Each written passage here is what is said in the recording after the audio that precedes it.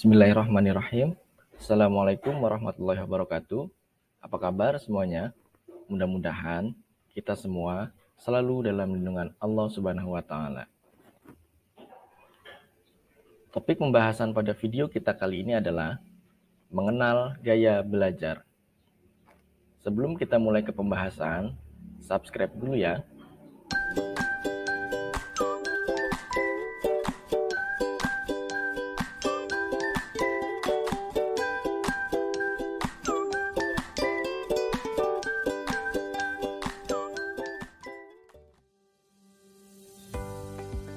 Mengenal gaya belajar.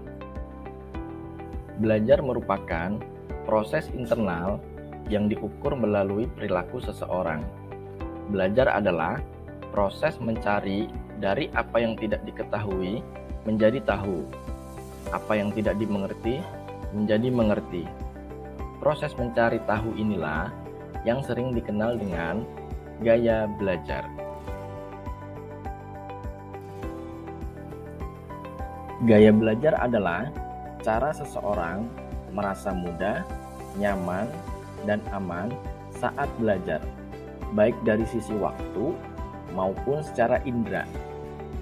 Gaya belajar adalah gaya yang dipilih seseorang untuk mendapatkan informasi atau pengetahuan dalam suatu proses pembelajaran.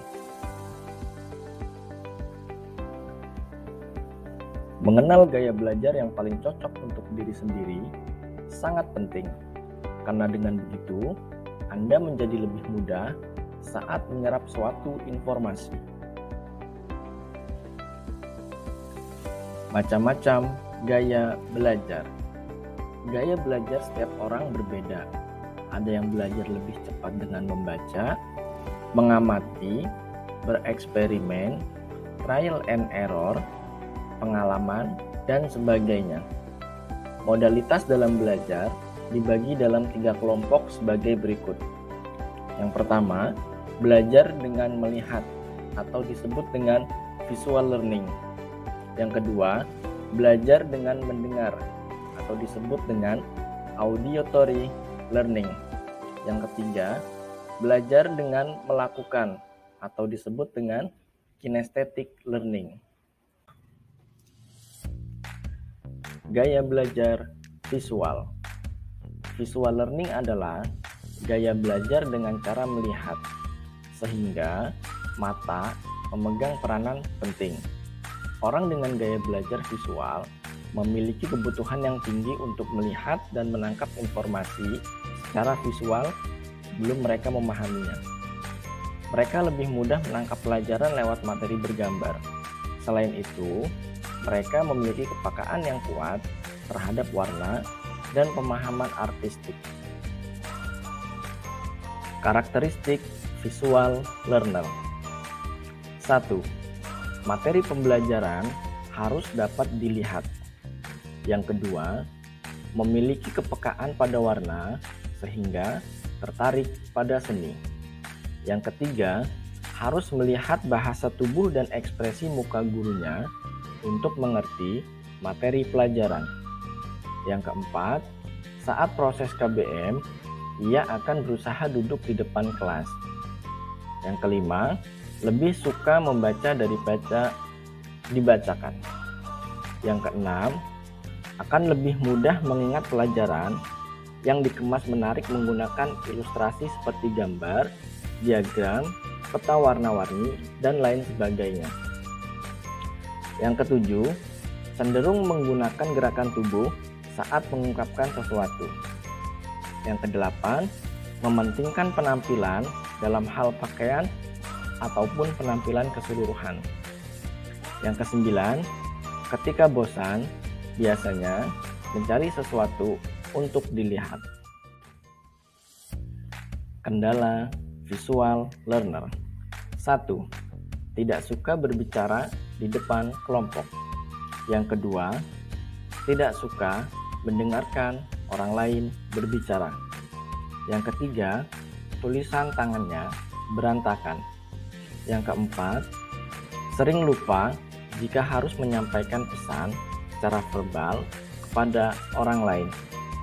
Yang kelima, tahu apa yang harus dikatakan, tetapi tidak bisa mengungkapkannya. Yang keenam, biasanya kurang mampu mengingat informasi yang diberikan secara lisan. Yang ketujuh, mempunyai kendala untuk berdialog secara langsung karena terlalu reaktif terhadap suara sehingga sulit mengikuti anjuran secara lisan dan sering salah menginterpretasikan kata atau ucapan. Gaya belajar auditory learning.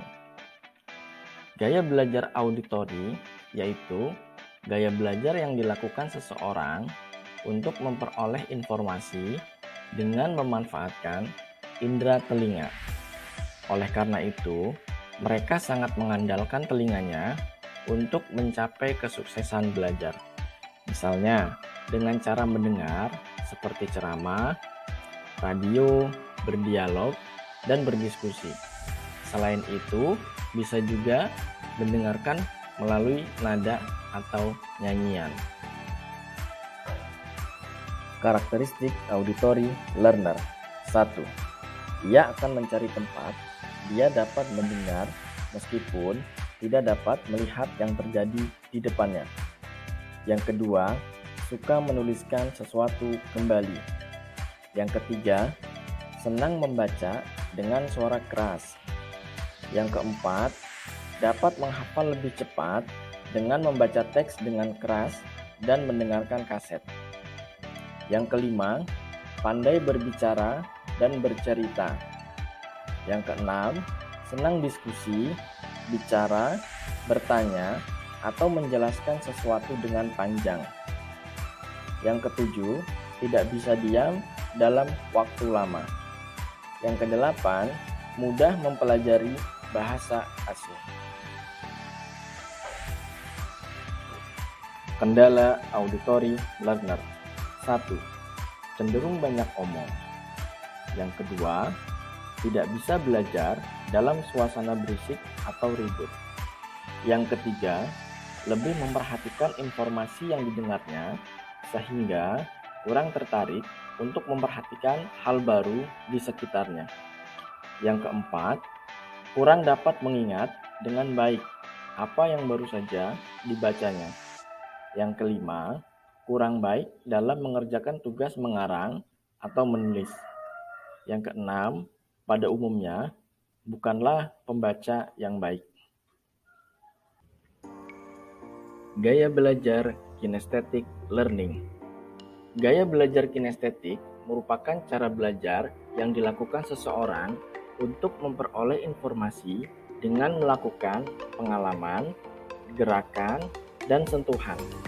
Selain itu, belajar secara kinestetik berhubungan dengan praktik atau pengalaman belajar secara langsung.